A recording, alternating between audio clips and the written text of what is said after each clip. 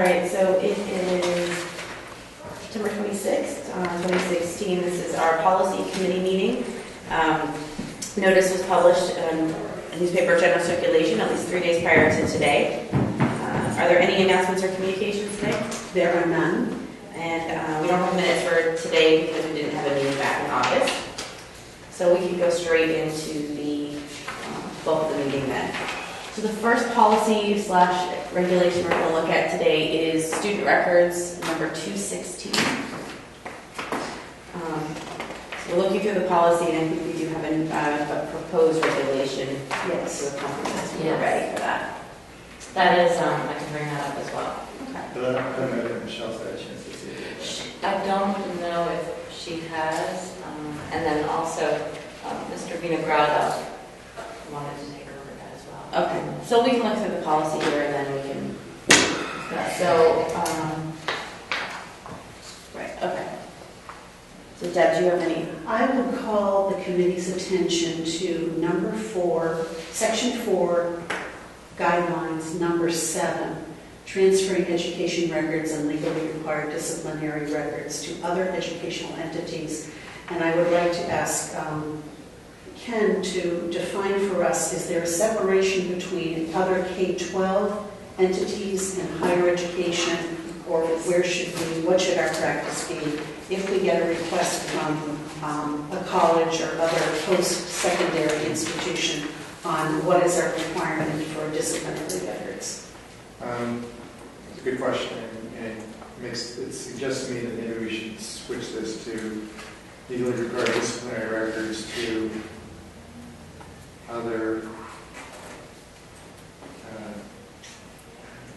secondary educational entities and post-secondary educational entities. Post-secondary covers college and grad school. Right. So it would be other, I guess considered other K-12 educational entities and post-secondary. I think when we talked about this in August, my recollection is the feeling was that there was, I'll back up. Colleges, as part of their admission process, is routinely asked for disciplinary information, and the school is asked to provide it. And unless the school says we have a policy that we won't turn that information over, they expect to get it. So in order to be able to put our guidance counselors in a position of not having to turn over disciplinary information to colleges, you have to have a policy that says it's not our policy to do that. Now, you can parse out that policy as much as you want. You can say, we will turn over information about suspensions, but not detentions or anything else. You could say we'll do it, but only in cases of 10-day suspensions or more. I mean, you can parse it out as any way you want, but the without in the absence of that, then they get a question. Has the student ever been disciplined? Well, technically that would include like Saturday morning detention, or could include something else.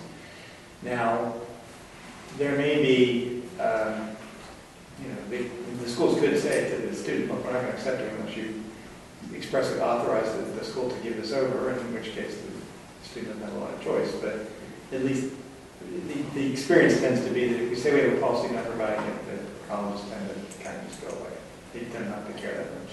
And that has been, I believe, our practice, has been not to share that information. And in the specific case that I'm thinking of, it actually wasn't one of our students in the application process. It was a graduate who had already, as far as we understood, had been accepted to a school and was moving on. So this would cover both of those if we say that we are not going to release disciplinary data to those agencies. Mm-hmm. So we'll get some language to that effect in here. Right. So that's still going to the direction you want to go? Or? Why is that the direction we want to go? I mean, I'm not opposed to it at all. I'm just wondering what the thought process is to not share that information with. I think at this point it is probably, as I understand, 10 years embedded into the practice of our guidance department.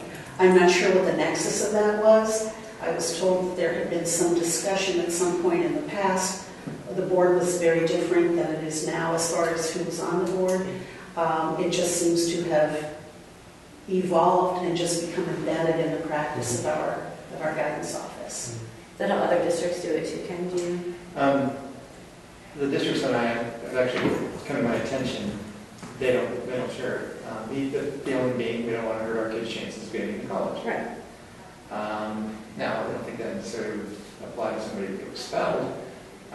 So if you wanted to take the position that for any expulsion, for any suspension more than 10 days, you could say, well, we will confirm that somebody was expelled. But other than that, to say we won't turn it over then, the idea is you don't want to hurt your kids' chances of getting into college because of some And do colleges? youthful indiscretion. Right. And do colleges ask this for like every student, or is it just if they've been alerted that? I mean, I don't know how that happens. It's a standard question on their application. Okay, that's what I was wondering. Yeah. Okay. And that's where we have, I believe, standard language that we use in responding. In one situation that I'm aware of, there was an explicit, the college was alerted, Okay. and that involved our graduate. Okay. So if that's a question on the Common App that the student completes, Yeah. what if the student just leaves it blank? We have a sentence that goes in there that our guidance department does not divulge this information or does not share It's this a matter of information. board policy, a matter of district policy, they don't. But the answer to your question is, it's up to the, we don't police what the student does. Correct. So it is possible that the student does fess up and writes an essay with that. Or they say yes, I was in trouble, and then With they do their- the follow up. with their school. Now, frequently though, not infrequently, this will be the subject when we're not negotiating discipline, but it is the subject of when we are, parents are choosing whether or not to contest discipline. If they know it's not going to be divulged by us to a college, they won't necessarily feel the need to go to a full board hearing or go to court or anything to contest a one-day suspension, which has been known to happen because they feel like, okay, well, this isn't about, we don't care less about the day suspension. What we care about is how it's going to affect our ability to get involved in college of their choice. So by being able to say to parents, we're not going to, the suspension, in return for you're not contesting the 1, 3, 5-day suspension, whatever it is, we'll tell you right now, we don't, as a matter of board policy, we don't divulge this to the colleges, and they say, okay, fine, do that. We accept the imposition of the suspension. And it also keeps us from going through, so I was careful here, from having to go through the circuitous route of saying, you're suspended, but we're going to expunge it, and since it's been expunged, you don't have to disclose it. So they serve the suspension. If they don't do, if there's not a repeat, then it gets expunged, at a certain point in time, in which case then they can say, although technically expungement isn't technically the same as it No, never happened. right. Okay. Okay, so this So will, we're just going to change item number 7 to conform with our current practice. okay. Is that- Again, is that statement in the regs then? And I'm going to say transferring education legally required for disciplinary K-12 and post-secondary education understandings with the understanding that the district will not disclose discipline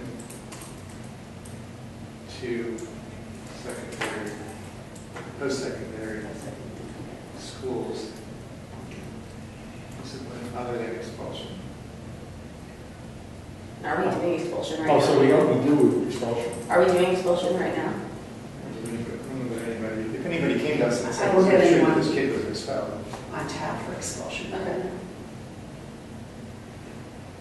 well, it's- But when we say expulsion, are we talking about full expulsion, or are we talking expulsion being 10 days suspensions and then bringing it back? no, expulsion would What's be defining in excess. expulsion? Expulsion to any more than 10 days. More than 10 days, okay. It's your call. It's up to you as to what. Could you read again? I'm sorry. Transferring educational records and legally required disciplinary records to other K-12 educational entities in post-secondary educational entities, with the understanding that the district will not disclose disciplinary records to post-secondary schools. Any questions you want to put in other than expulsion?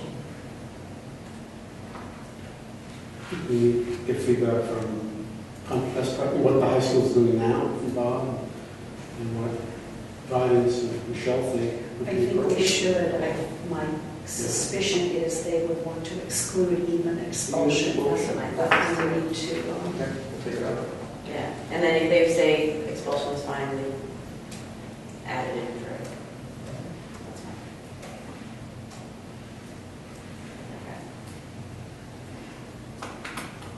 Okay, so so if we look at the, yeah, with the reg. now there was some conversation this morning at our cabinet about, for example, 100-year records.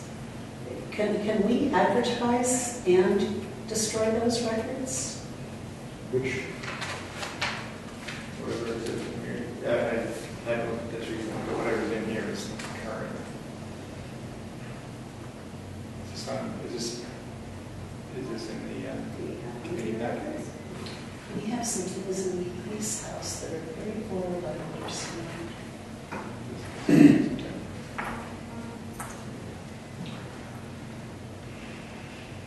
it is.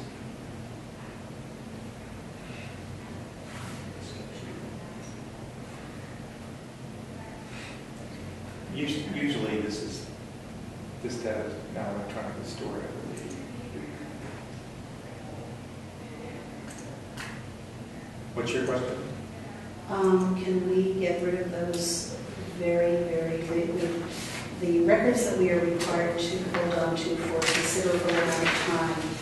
Can we, with appropriate publication of our intent to destroy, can we move ahead? There was some conversation about one or two other districts may have language that allows that, but again, I think that was something that Michelle was looking at a little more closely. We can look into that. Yeah, it's an easy thing for us to find out. Okay. I'm fairly certain we're not supposed to throw it.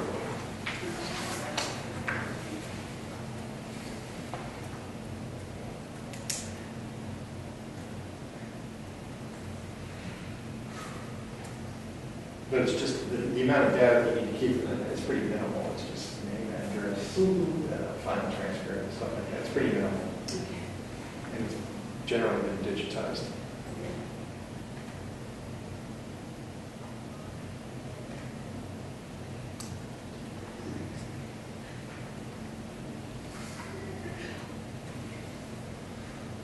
So we know that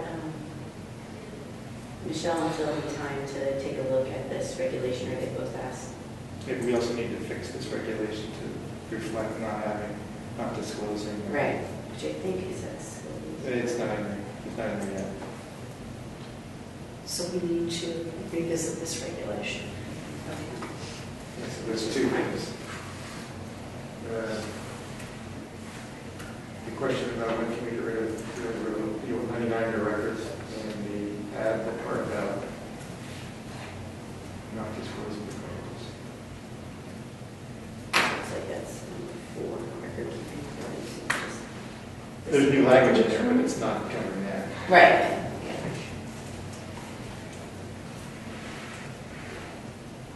This? No. What page? Page, Page 9. Yeah. We're missing. Yeah, there's a some disciplinary, some discipline. Disciplinary.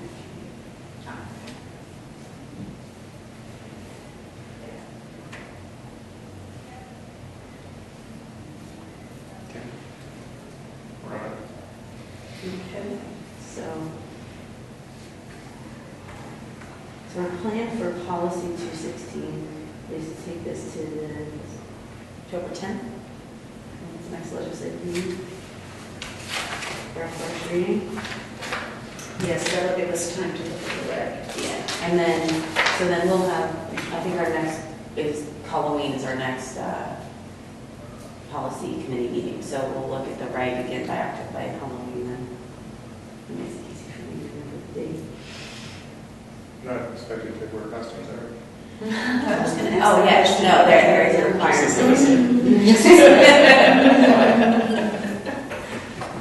Never just take that Just like policy. a- Yes. It's the policy of the policy. Did you have to bring candy? Yes. There you go. Okay, so we'll have this ready before. Okay, so the AR comes back for the next policy committee meeting, and we'll do a first reading, so hopefully that'll give enough time for the administration to review it, for any fixes to be done in his office. And then we'll, if we could have the counselors just talk to the high school, make sure that we don't want the, other than expulsion in the policy, then we'll be, then we'll keep it the way it is, assuming that's what they want as well. All right. So we'll look at this one again. Documents over there. Computer screen.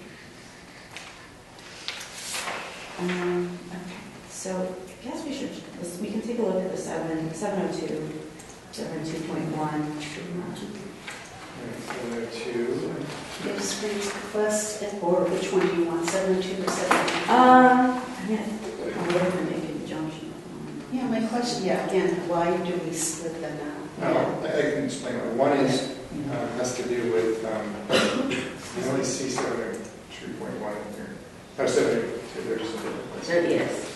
I just want to make sure. I believe I got the answer to that. Just want to make sure I'm looking at the right policies. So if they're adopted at the same time. One, here we go. All right, gives grants and requests is about, obviously, the district getting donations from people, and when you have a situation where there's a naming right, like a good example is Mackinac Field. You know, that was named after Gene Mackinac. Right. That was named as a function, I believe, as a function of people raising money, raising a certain amount of money and then putting your name on it. This building, on the other hand, was named after Claire Brown, without any money. It's just simply a recognition of the contributions to the school community. So that's a 702.1 recognition. Okay. So when it's a function of a donation, it's 702. When it's just a function of service to the community, it should be 702.1. All right. Now, what some school districts do is they take the position, yeah, we believe we should honor people, you know, the Claire Browns of the world, but if people feel strong enough about it, usually there's a group of people that want to do it, so I think we should name it. It's like, great, you raise $10,000 and we'll be happy to name the administration building after this person, or 15 or whatever. I mean, that's what some places do. It's a feeling that but just by naming it after a person, you've left money on the table because people would have cared enough to donate money.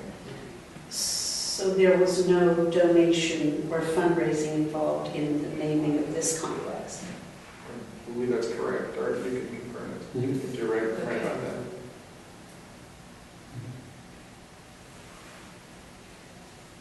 So that's why you have two policies. One is for donating money for naming rights, the other is It's just a we're recognition. naming you. Just a question, if we get into the 702, under our definitions where we say naming rights, it says this does not include the right of the district to name a facility.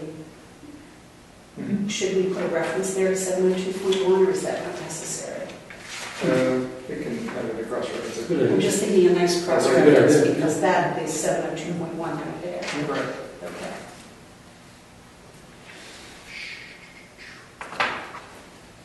So how are we dealing with memorial situations? Have we had We, right now, actually have a group that is raising money to make a memorial, which is that part, that's a commemorative gift, right? If we look at definitions again.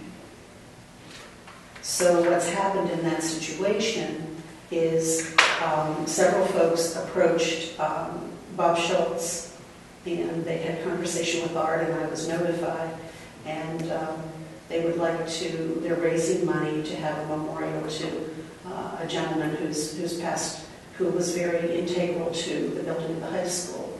So they asked for some input from us.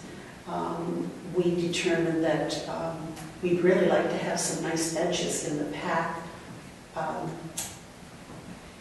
What do you call it? In the PAC. The lobby, Yeah, yeah, PAC. You know, we have the, elderly folks showing up, et cetera, for different events. So we spoke with them about that, and they're thinking they would donate 2 very nice benches, and we would have a memorial plaque on the wall in honor of this There's person. some additional improvements in the theater itself. There Right, should be enough money. which would run Through through Phil. Phil. Yes. So that's the only memorial gift that I've been part of since I got here. Do we need to formally do anything? Mr. Sosa? Yeah. you- I'm just looking, I was looking In at. regulations You was need to what it accept is. it once it's. Oh, you mean for correct. that? Yeah, if you're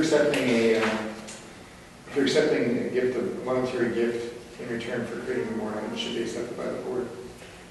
Okay. But at one time we had committees, is that for other? Yeah, there's a regulation that's supposed to go with 702. I don't Yeah. know if it's I- Because I remember with the track, I thought Mr. Baston was Yeah, president and established some committees. Yeah, the last page of 702 talks about establishing an application process for naming rights. Do we have one, though? I don't know that I could find a reg for 702. I have I've drafted it, and it's Oh, been okay. sent over, not recently. Establish an application for So, naming rights. we have one on hand. Yeah, so that's naming rights. That's naming rights. Okay, this is just a plaque, Right, so this is just Not- 702 versus 702. not a naming right, so. You could also, no, there's also an establish an application process for commemorative funds. You could also do one, There is? one in an application process, an application process for Second. commemorative gifts, Okay, so we yeah, have, which is commemorative gift is the memorial. so we have a process for naming rights, but we do not have a process. No, I think the draft reg, I think has both of them. Like, does it all? Yeah, we have to Okay. find it. So I'll resend it. If you would. Sure. That'd be great. We need to move on that then. We do. Can Yeah. you share that with me? Is this Reg 702, is that what you're saying? I can swear it. But we may not have we approved of it, do you know? If it's not in your. We cannot find it. So we haven't approved, it was one of the ones that It had might have been gotten the ones that got lost in that. in the process. Right. System. Right. Okay, so you have, okay, so if we can get, so we just need to approve of a Reg for 702, so. Yeah. I'm wondering also, is there, so it's related to the other policy in regards to records, but as we get applications and these things happen, some of the backstories that we may not have with us, is there a way that we can document that with the process or that the depository of that information in terms of how it was led to that?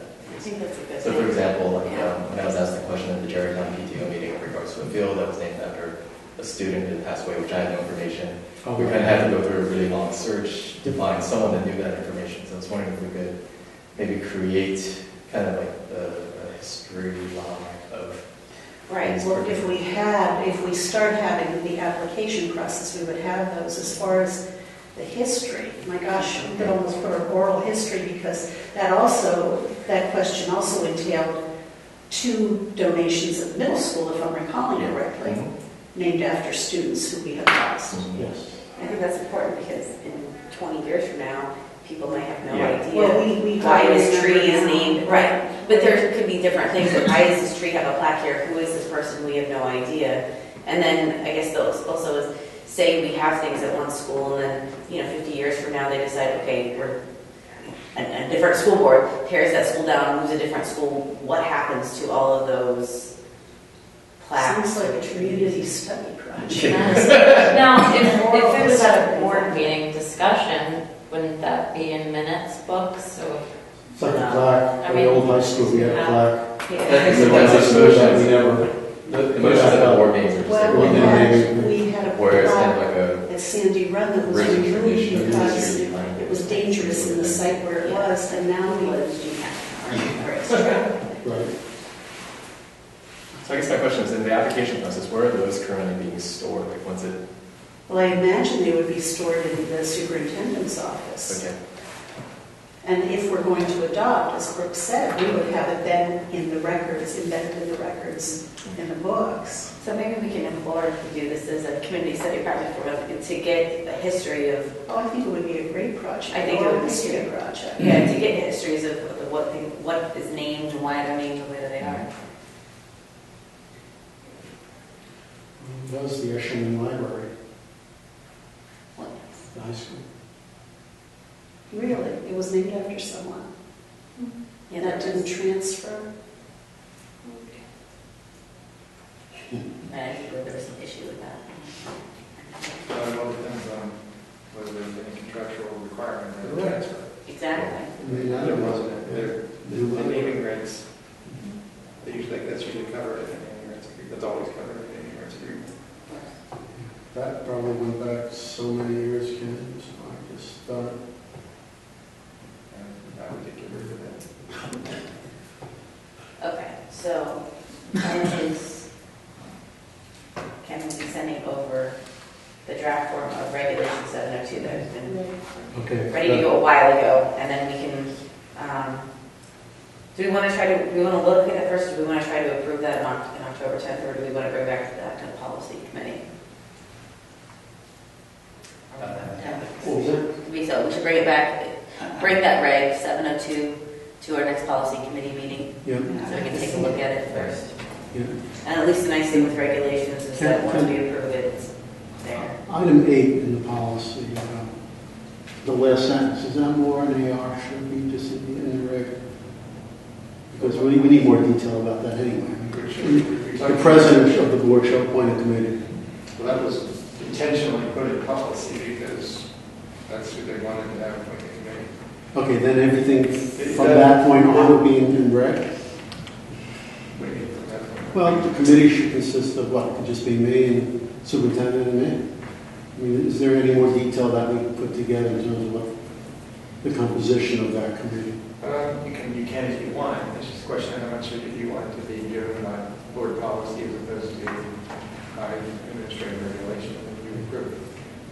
Because, see, at one time we had a committee, when Mike Passon was here, and they met. Yeah. There were meetings, and it was maybe 6, 8 people. Right, correct. You can make the committee up. Why don't you love the regulation? Mhm. And then you can decide after you see what the proposal is from the superintendent, whether you want to embed it in policy or whether you're okay with it just being a regulation. Okay. Were there a lot of gifts or memorials to consider? I don't know what I think there was Because we've only had the one since I got here. it was, committee was established for what specific items. one of those was whatever the next item was after this building was named. Right, and that's what There it was a lot of pushback when there was no committee. There was a lot of community pushback when this building was named. Right, Yeah. that's what's reaction. Reaction, right, that's Right. where you put it. Yeah. Yeah, that wasn't an I anticipation. remember meeting. It was not a surprise. No. Where the reaction came from. I remember meeting, I don't remember. Yeah. So that's, I yeah. remember the committee. Okay, so we'll take a look. We might want to change number 8 depending upon once we see the regulation. We might be able to So if take we that put a out. process in place, then there won't have to be a reaction. Yeah. We won't have an official reaction because we have our process. The action won't be in Yeah. all your policy. Right, it's that we have some new things that we follow. It's all becoming clearer and clearer. Which one was that? This is 702. It's 11. I'm talking Google Docs, so it doesn't look pretty. No, it doesn't look like that right there. Okay. So that's what we're talking about right there. But he's going to get us You saw it. the regulation 702 as well. So I'm wondering I think somewhere, I remember reading somewhere in the policy that says that at the board's discretion, the name could be removed. If we ought to add language that says that would be a motion by the board at a public meeting. So I think there's writing on that, or there's language on that in regards to that when a naming right comes, it has to come before a board for approval. And I'm wondering if we should also say that if we're removing, for example, like the library or these fields, so that at least there's some form of documentation versus saying it happened at some point in time. Mhm. I think there would be That's, right, that's Which- the middle That's the paragraph seven. underneath. Yeah, I think Right. Which policy are we talking So about? 702.1. Okay. 72 or 72.1? Point one, there's a, like, is that your term, there's a line that says board also. Oh, it's sole discretion. It's on 702 as well. Well, it's 702, it has to be because of like. This one, right? It is moral turpitude. Yeah, 702.1 is just, and it's Clause. still, it's still. Yeah, that's, because I'm wondering if we should have that be that it comes before the board for a motion. The same as a public meeting, as we said. I think it would be prudent to do so. Well, that would be. Yeah, I think adding- For which you would do that, right? So, So one can't walk up with a can of paint. That is sole discretion at a duly.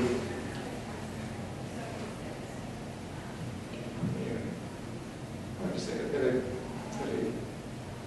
a duly advertised public board meeting.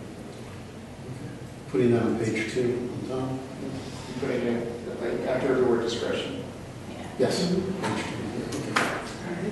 2. Okay. Uh-huh. So with that, since you're actually changing the policy, do you want to just put that in for a first reading? So Yeah, so that's policy 702.1. Are we making any changes to 702? just if you're adding a cross-reference, then you don't need to go to reading for that. Right, okay. So we're just, so it's 702.1, the policy, first reading on 1010. And it's literally just for that line. Just want that, just saying that, so I know. Down the road, next meeting. Ken, should it be the board who shall make a final or which shall make? When do you use who and which? Just want to improve my grammatically That use. is a, Who? probably, it's probably acceptable use to do. Either. For Um, people you use who? Yes, but we're talking about, A board, which we're not people. this is a question for the American Heritage Standards Scale. Okay. I'm pretty sure both The are right. what? From the board, what shall make a final? Where is it? The very end of some. Very much like, 702.1. which shall make a decision. I would say which, because it is, the board It is. is an entity, it's not a, Okay. it's, Just wondering. it's probably could go either way, but I would say which is I- the very formal English. Okay. But that could go either way. Sorry. Don't even get me started on fewer as opposed to less. All right. Okay, 702.1. So the 2.1 policy, do a 1010 first reading. So that additional language for reading. Okay, that works. And then we'll come back on Halloween, the regulation 702 to do the process. All right. I'm going completely random order. So I want to do the discipline, probably even go back with Michelle here. So we could go into tobacco use, which is 222. I think this came under our radar because the regulation, we changed the policy 2 years ago because we wanted to include the e-cigarettes, the vaping, or whatever we call it, right? We wanted to include all that in here, so we did that. But then there's a regulation that doesn't look like it jives with that new policy. So we wanted to choose at that regulation. Reg 222. Or some. Oh, there was the waiver, but we Yeah. didn't have an actual Where's thing the, that's, there was a regulation. there was a regulation. Yeah. Yes, it was. Right, it Which was I can't. previously done, and we didn't know, we weren't aware of it, so we didn't have touched the regulation when we looked at the policy. I think this came up when we were looking at substance abuse discipline to figure out what the discipline was for tobacco use, and we found this regulation. What is this regulation? So, So where do we talk about the e-cigarettes in the reg? Not in the In the policy? title of the last policy, right? Oh, smoking-related products. Smoking Yeah. related products, I believe that's. Oh, okay. we're trying to be more encompassing than. Right. Oh, so that's the only reference of e-cigs. Okay. Yeah, I think it's in the policy. Yeah, covers chewing tobacco, smoking tobacco. Where, where's that? Use of tobacco and smoking-related products. In the That's 222. Then if you go to... policy or? It's in the policy. I don't, I don't see it. I don't see. Yeah, okay, smoking-related. Maybe, Oh, it's in the title. It's in the It's in the title. It's not anywhere else. Yeah, I think the There needs policy to be a should be, definition. yeah, that's what I was. Right, we'll have a definition of the policy. Right, because it says it's defined in the accompanying reg, but all we have in the reg is that. Man, this is... well, I think all the wording there too can just be added. So, for example, the first sentence, the board recognizes that tobacco use and smoking-related products by students. So all that phrase that we did in the title needs to be substituted into the entire policy. Where we see the word tobacco. Yeah, which it wasn't done when this was written. Unless Let me unless look we at add the definition of the policy Only by tobacco. and refer to collectively as tobacco. Yeah. Mhm. For tobacco products. All right, we'll add that definition. But I'm also looking at, because I don't know if everything that you've been looking at, because this was when we had, this was before Brooke came on. Actually, I'm looking in my email, found in my email that, red line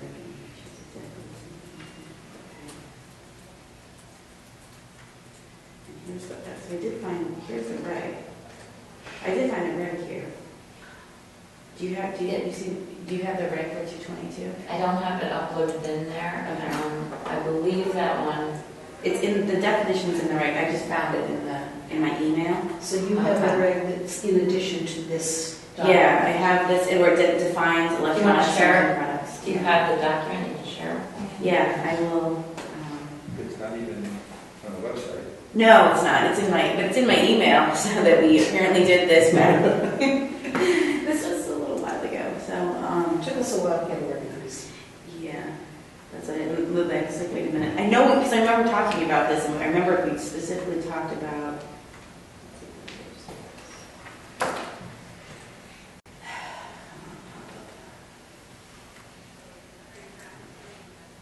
Excuse me.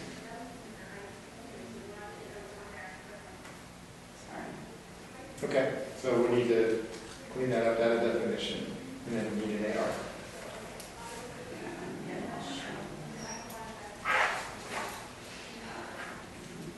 Yeah, it's in Word, of course. It's not- That's where I'm looking, like, I'm having it converted over here. So I couldn't just share it. Yeah, because it defines all this stuff. Here you go. Okay, this is yours. I also don't know why I don't know why the policy says the high school principal. Did he go, so in middle school? Oh, absolutely. So, It's in the elementary school. It says that in the, I think it's the district, or I just say principals and assistant principals. Right there, share it. I'll put that in. Yeah. Okay, so, You can throw it up there. actually, it's You can nice. see the- Oh, yeah, okay. I mean, do we want anything?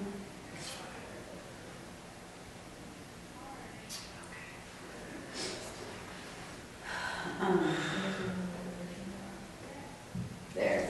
I just want to organize this meeting, so I have, Yes. 14, so we probably do. sorry, No, pardon me while I organize it.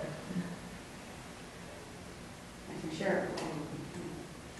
Since we all have. I'm going to put it in today's policy committee meeting in Google Docs. Just Okay. Okay, there's another policy for smoking in school grounds, right? That's in another section. Should be. Should be. You mean in the 900 section, or? Yeah. Oh, yeah. There should be. Should be one by staff, too, I think. And stuff, yeah. So make sure they're all. Let me know if you want me to. Yeah. Scroll down a little bit.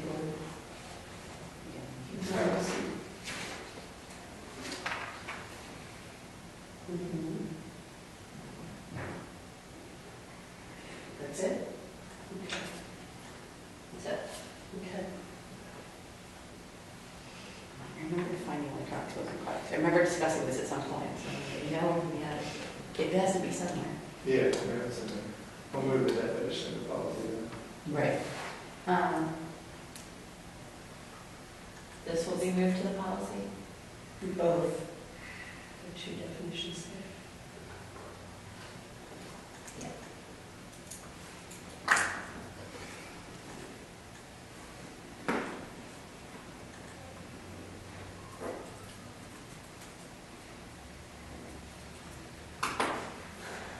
So I think one of the reasons we talked about this issue was a discipline question. It was what happens when we find a kid smoking on school grounds or, whatever. And I don't know if we want to, because we talk a little bit about that at the very end, not that we just said we might initiate prosecution. And when we say initiate prosecution, I guess that's like, is that notifying the police department or is that an internal? Wasn't that a discipline? policy that we just adopted about drugs and alcohol?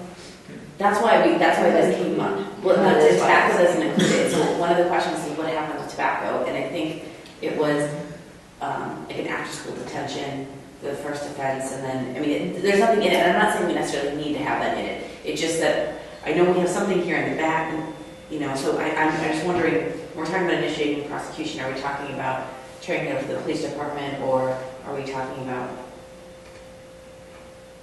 something internal? Again, I think it's interesting that I think we're required to turn it over to the district. police. To the justice of the peace.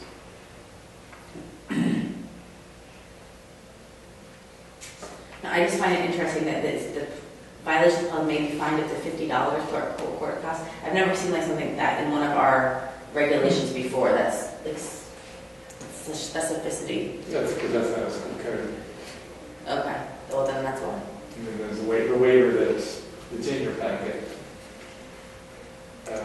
Says the same thing. So what does the school code say that we need to have it within the policy, or that just said that it could happen? Well, it's not the policy, that's right. That's okay, I'm sorry. That's why it's in there, because it could change. So it's exactly 145.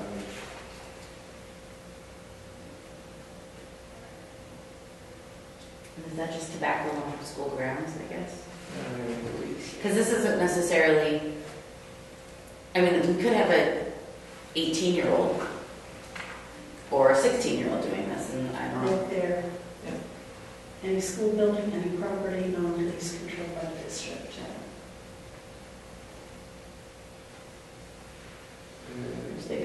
people This is who, probably a policy and regulation that gets broken amongst us. Maybe not so much anymore. people who uses tobacco in a school building, school bus, or on school property. And it's a subject to prosecution initiated by the local school district and intends to pay a fine not more than $50 for the benefit of the school district. Right, to the school, right? Because I'm like, plus court costs. I'm like, well, the court costs for... I don't see how it went. Okay. Well, that's why they have this expedited waiver process. Oh, okay. It's not a criminal offensive record. That's what we have under the reg. This is separate. But this is a student with possession versus... Correct. It's a very specific rule just towards students, and it doesn't have any... That's so interesting. I find it interesting that we're looking at it's just for students. It doesn't matter the age of the student, and versus, It's just, I misspoke. It's not municipal code. It's crimes code. What's the, do you know? 6306.1. I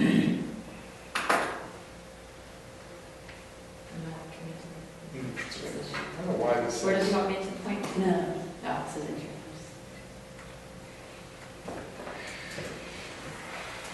Yes.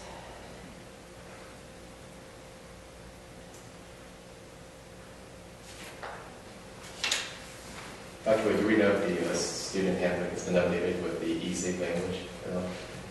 The e-cigarette language? I'm sorry. Has the student handbook been updated with the e-cigarette language for this year? I'm sure it has, but we certainly can take a look. Definition. Policy. Make sure. Definition for the board and the policy. We do have it right there. Take one box.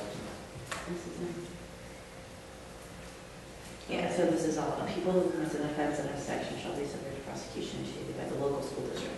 And shall have confirmation. So we initiated, I guess, to the district court. I guess that's how we would handle it. And they could be sentenced to pay a fine of not more than $50 for the benefit of the district, as well as court costs. What our fund balance is getting low, We are just gonna That's- find these cigarettes on campus as possible. Okay, so, interesting. We don't, I mean,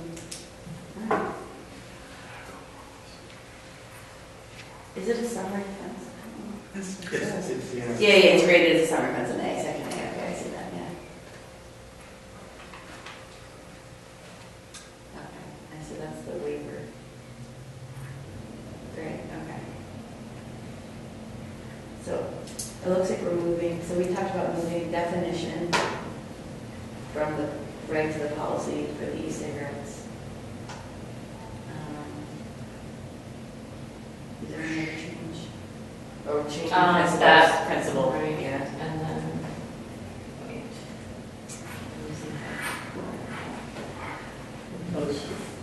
And then this,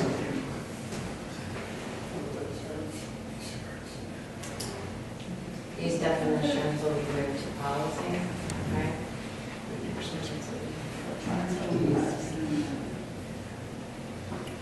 Alright, that's right, it's hard, Now, just to be, so everybody's clear, yes. e-cigarettes are not prosecutable under that statute. It's a district rule that we don't let them, but we can't be. We can't take them to the district justice and have them fined $50 for an e-cigarette, because e-cigarette is not considered tobacco under that law. Really? But I mean, if you took out the stuff inside the e-cigarette and had it tested, wouldn't that be considered tobacco? There's an e-cigarette, they're a lot different. E-cigarettes are different. Oh, yeah. So where's tobacco defined? Or who's the, do you know that, Kim? We use the definition of tobacco in Act 145. Okay, I can't believe that. Lighted or unlighted cigarette, cigar pipe, or other lighted smoking product and smokeless tobacco in any form. We're using the word tobacco, you find the word tobacco. That's it. I guess they just, And, but e-cigarettes are tobacco. or other lighted smoking products. I'll be interested to see when that gets, okay. All right, so. We'll be up or down one. It will not be up to it will not be up to it, yes. All right, so if a kid's caught with the electronic smoking products, we can internally discipline them, but in that case, we actually couldn't turn them over to the district court. Correct. Okay, so it's just for, so if we have Just some to make very, it, just to make it against the rules. right, we make it against the rules without, so we can punish them internally without, And that's what the handbook is. Yes, actually. So it's okay, for- good. So it actually has it correct, For that's school Page purposes, 45, yeah, yeah. for school purposes, it's the same as if they're smoking a cigarette, but not for criminal purposes. right.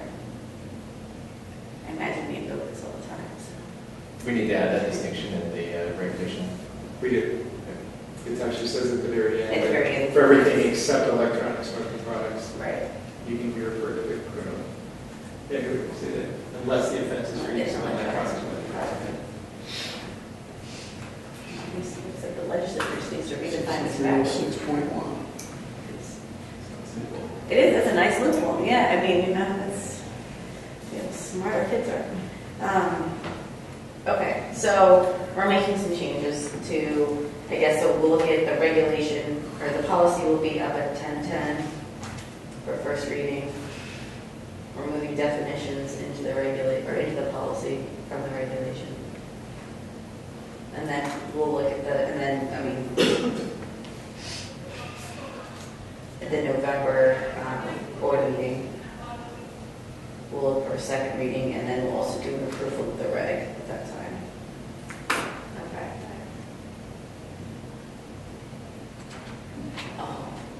Perfect. Is it? Yes. We've been talking about tobacco. Good in here. Sit where we want.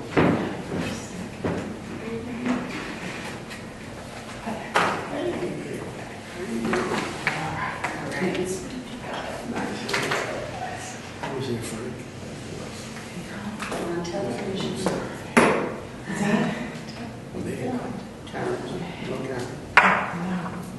All right, so that moves us right into student discipline. All right. All right, so we have policy and regulation 218. There's also policy and regulation 218.1 that specifies students with disabilities. There's, so let's pull up 218. Start with that. 22. And I apologize for this because I didn't do it between last day and this day. Last discussion, we were going to consolidate everything into one policy. So we don't have a 218.1 or 218.2. We'll just have sections within 218 itself. Correct. Or what we'll do is we'll have 218-1 AR and a 218-2. Okay, that makes sense. But we don't need to, there's no reason to have these separate policies for students. It's confusing and it's hard for, it's not very user friendly. Right, your weapons is 218. So the weapons does need to be separated. Right, we'll put everything together. So then I'll do that. I'll run it past Michelle and then we'll be ready for the next meeting. My question about the weapons was, do we, because I believe that's a 2003, if I recall, do we need to update that and add tasers, that sort of thing, or is it, because we do have some examples? And we'll get the state-of-the-art definition. Okay. I think Yeah. tasers are capable of inflicting bodily injury. They are, and that's really the weapon that has been the subject of a disciplinary measure at the high school since I got here. Yes. It was a student with an IEP who had a taser in their bag and showed it to someone. That's why you have it in your bag, show it to people, right? Well, Not focusing on it. That's how we find out it's in the bag. This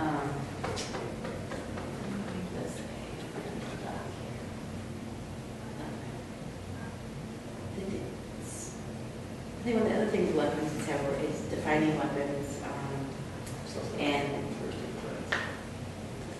I mean, essentially we have a zero tolerance policy overall that the district expels a student for not less than 1 year.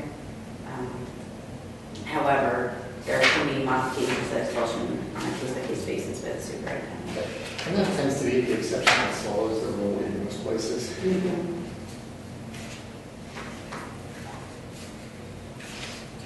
I think this was discussed, I think this summer at this was our symposium, with the definition of weapons. One of the things putting in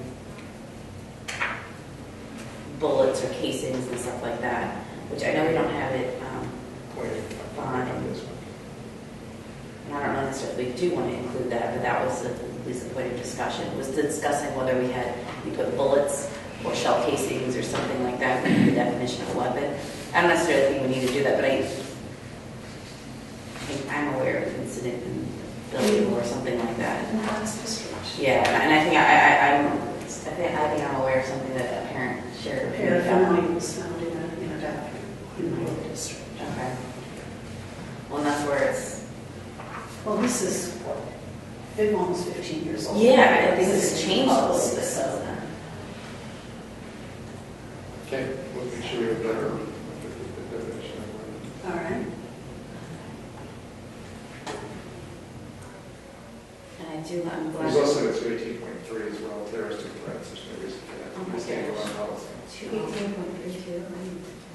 218.32. What happened is, there was a 218, and then IDA came out and they said, okay, well, we need a separate policy for disciplining students with IDAs. And then the weapons law was passed, all this other stuff. Everybody needs a policy on weapons, so rather than putting it in with 218, everybody, PSBA, did a separate, PSBA kept adding new policies every time a law came out. Instead of board needed a policy on something. Okay. So instead of consolidating it into their, they just kept tacking on these point one. So we'll consolidate now. Yeah. That makes sense. Yeah.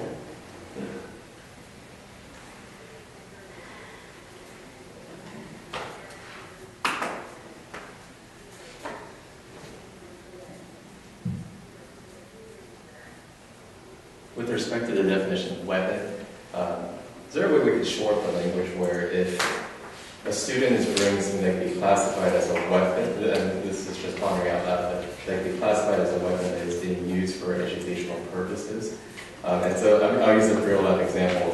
So my son had to bring in an exact right, for some kind of project that they were doing. And I would say technically under this definition, I mean, it is It's not- capable of inflicting. Not even technically, that would. It's a cut. Yeah. To my apologies, but he's bringing in for a class project or whatever. And so is there, I don't see it here in the sense of if it's, so on the other side, so that someone can't just say, hey, you have that. That is what it is. It's gonna, I think it's in the reg that should be covered. There is an exception for approved, but okay. I mean, truthfully, the teacher should not have told them to do that without clearing it first with people, and maybe they did, I don't know, but that's a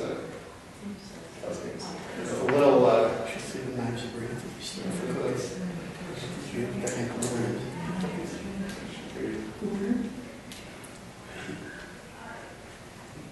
And I couldn't find a reg for 218. Okay, we'll make sure that gets addressed, because there is an exception for using an approved classroom or curricular method. Okay. Especially at Easter.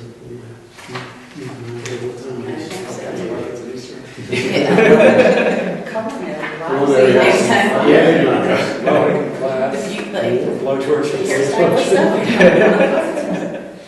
There's a lot. We have slightly different policy. Yeah, so that's a good point. Make sure that's covered. All right, so we're consolidating all of our 218 minutes. Michelle, do you have any specific input that you want to give at this time regarding? I didn't know if we were addressing the admin regs on this, that goes with this policy. We're gonna have to address everything, so. Okay. If there, yeah, do you have Be more specific? into that. Yeah, do you have specific input, please? Okay, We'll welcome it. thank you. We'll be circulating to you the consolidated regulations, so if you want to just maybe talk about some about your Yes. suggestions, and then we can, Yes. that way we can bring them back.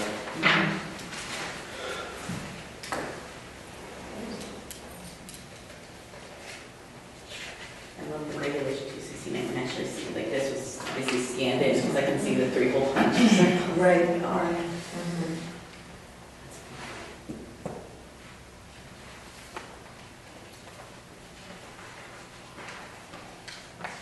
Okay, so we're consolidating our 218 policies. Yes, I just what I would ask is if we could include, in the admin regs, portions of chapter 12 that require informal hearing and set other forms. I think it would be helpful for administrators under the regs to know exactly when the informal hearing has to be offered. Here's the form that is the template for the letter, et cetera. I think, yeah, that's right, the most recent versions of that. Yes. So, and then all the forms are 218, right?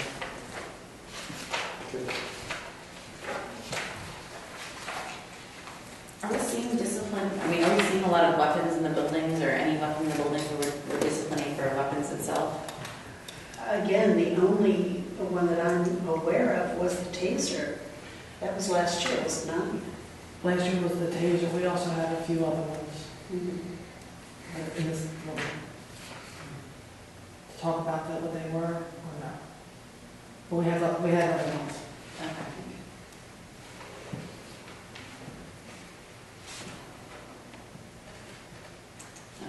But I do like the fact that we have the discretionary language in there, so it's not a complete complete zero tolerance type policy where people are expelled without, I mean, that's why it's from administration, Michelle and Deb, I mean, the way that our policy is right now, do we think it's fair, what we're doing?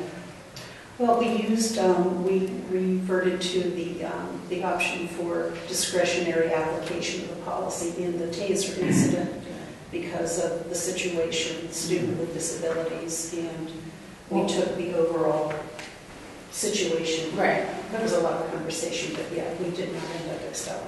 Also, with a student with a disability, we have to conduct a manifestation determination, meaning Right. if the removal is more than 10 consecutive days. Right. And under that process, it was, when it's deemed a manifestation of the student's disability, Right. then it's a 45-day removal Right. or less. Right. Yeah, so the difference is if there's no IEP in place, then that's really what we're looking at, the 1 year system. Yeah. All right, so, I guess my question is that something we want to visit and discuss about changing the discipline aspect to it, or do we like how it is? Having discretion is always beneficial, I think. Right, I know, okay, that's why I just wanted to make sure that we were good with how it currently exists, so.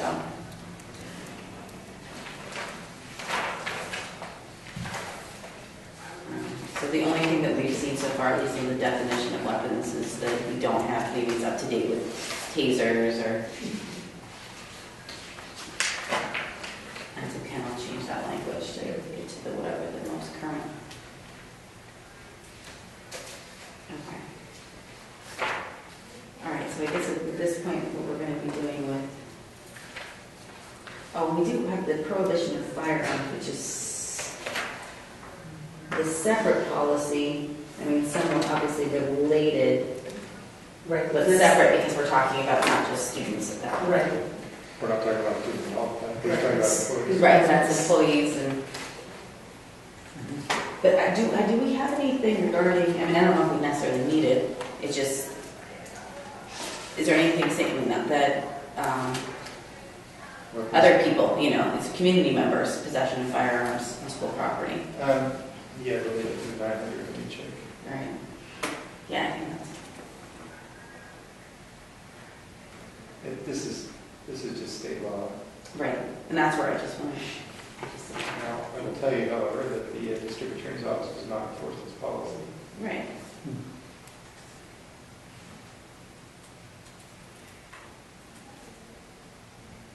All policies.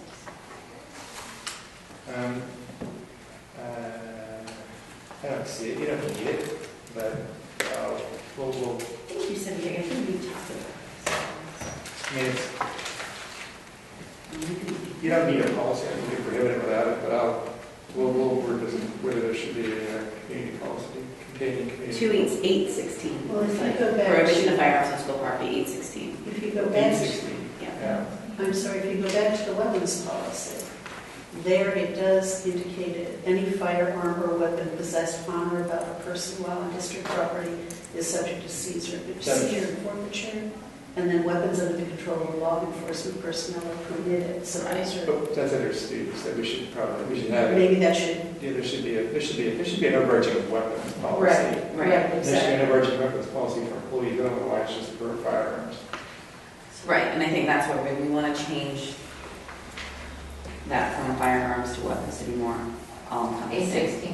816. Yeah, so it's 816, but then the prohibition of firearms section for employees is 317.1, 417.1, 517.1. And it should be all weapons. Yeah, and we want to define weapons probably the same way we define weapons or. Well, we don't know about that. I mean, Right. If an employee wants to bring, employee brings a knife, they pack a lunch, they're Right. packing their lunch and they're bringing in a knife to cut their food, I might know that. No, we're not talking about that. We're talking about machete. I'm talking about the. Yeah, let me Yeah. look up something and then see if you're comfortable with it. Maybe something like, I think in 908 of the Grimes Code, prohibited offensive weapons. That's probably a good definition. Those are like the switchblades and things like that that are just technically illegal, or not technically, they are illegal in Pennsylvania. So that's probably a good place to look for definition. So we have someone, a member of our community, who is licensed to carry a weapon. Are they still permitted to bring it onto school property? According to the state law, they're not supposed to be able to. Now, you can refer to the district attorney, but the district attorney's office has said they're not going to prosecute because they think it's a possible Second Amendment violation. So you can ban it, and you can tell people, but there's, you're not going to be able to have them criminally prosecuted just for the weapon. Now, if they don't obey your directive, then I guess you get them for disturbing the peace or something like that. But Okay. All right. Is that just, do you know if any counties have prosecuted that or just Montcalm? Do we I'm know? not familiar with it. And I've only had one experience with it in Montgomery County. Right. It was the prior DA, so I don't know that it was still in the current DA's. That's was the prior DA with Not a staff person, teacher. that was the didn't get prosecuted. Did not get prosecuted. No. Yeah, Only a sworn officer should have a firearm on our property. Absolutely. I truly believe that. absolutely. No, this was a situation where the person had it in their glove compartment. Yes. But how do you know it's the glove compartment? Somehow has to be. Because It was, yeah. Yeah, because she brought the car in to be worked on by an automotive Oh. class. At least, yes, I remember. She actually Right. turned the students loose on the car. And here's the car and the gun inside it. And thankfully, Yours loaded, right? thankfully the dog saw it before the kids. Yeah. Well, I guess I can see why you wouldn't, that's a different situation, I guess, than if someone's just walking around in elementary school with the sidearm, right? I think maybe in that situation that would call for prosecution. I don't know. Bringing your car to I'm not school, saying have it's good. students work on your car and give your students access to a loaded gun, that seems pretty criminally. This guy should find something to charge her with. Right, I know.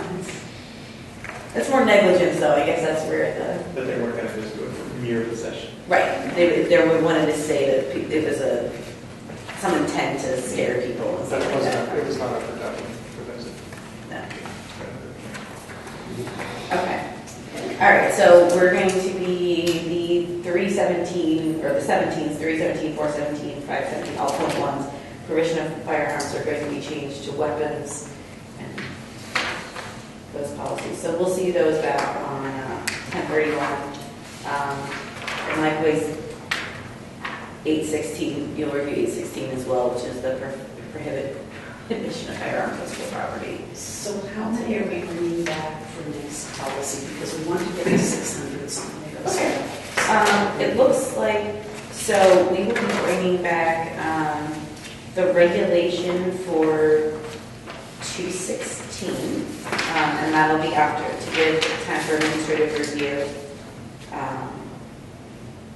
because we're going forward for first reading. So the plan is to get 216, regulation 216, and then we are looking at all the student discipline, 218, the 218s, to consolidate those into one larger policy, separate regulations if necessary there.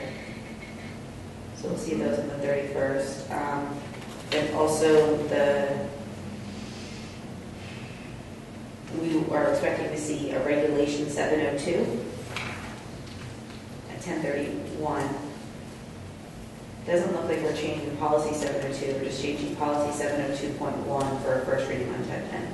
We're just looking to get the process in place to see what we have for 702. Is there anything? 222, we're looking at first reading at 1010.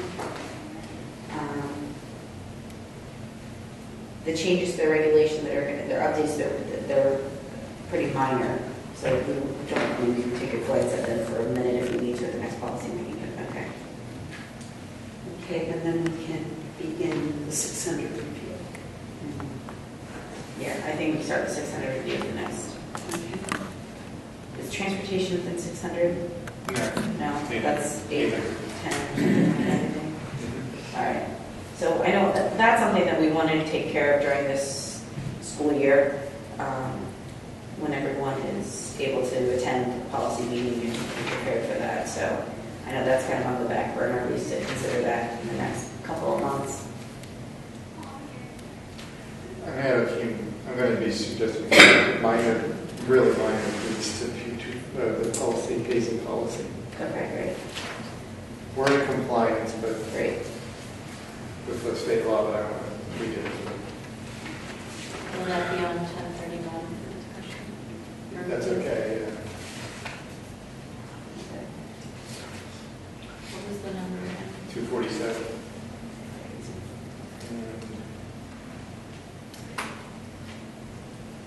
We talked about an interaction with police regulations, but I'm going to do that because I wouldn't move it forward now. We did that, I talked about that in our service. 10:31, we will also be starting the 600 review.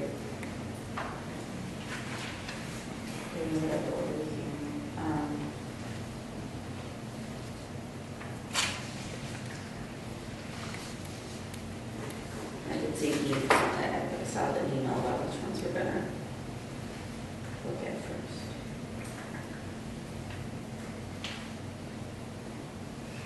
Is there any other policies or regulations that anyone else would like to look at least in the upcoming months here? Maybe it's underneath that. Yeah, there's been some discussion here and there in regards to the use of the athletic fields or the track specifically. Questions that I keep thinking in regards to these, maybe just a regulation in terms of reviewing it.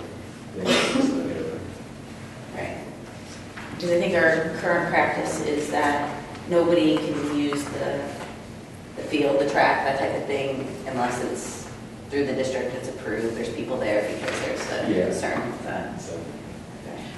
We recently looked at that. That'd be under Should be 700. the use. Use of facility. Yeah, use of facility. We recently looked at that.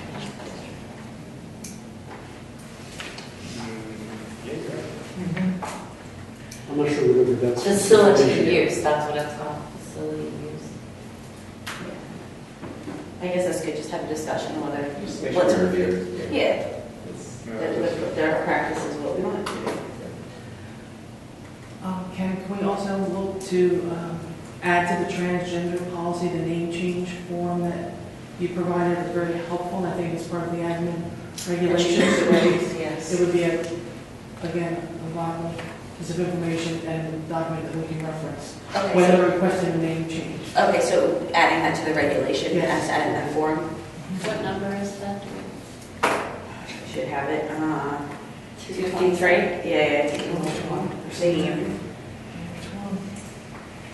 I was thinking of substance abuse, that was the last one I'm on now. Yeah, 253, so we're gonna add name change form to regulation 253.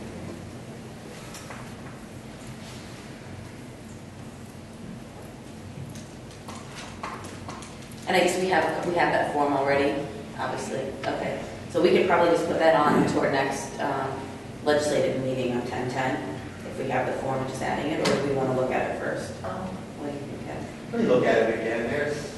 This policy's been kicking around, and there's been some additions made. Okay. Some of the later incarnations that you might want to incorporate in yours, Okay.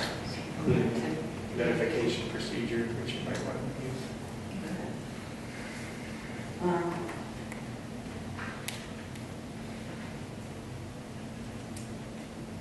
Is that in the pipeline or for next? Yeah, so what do you want to, do you want to do that next meeting, or do you want to wait till November?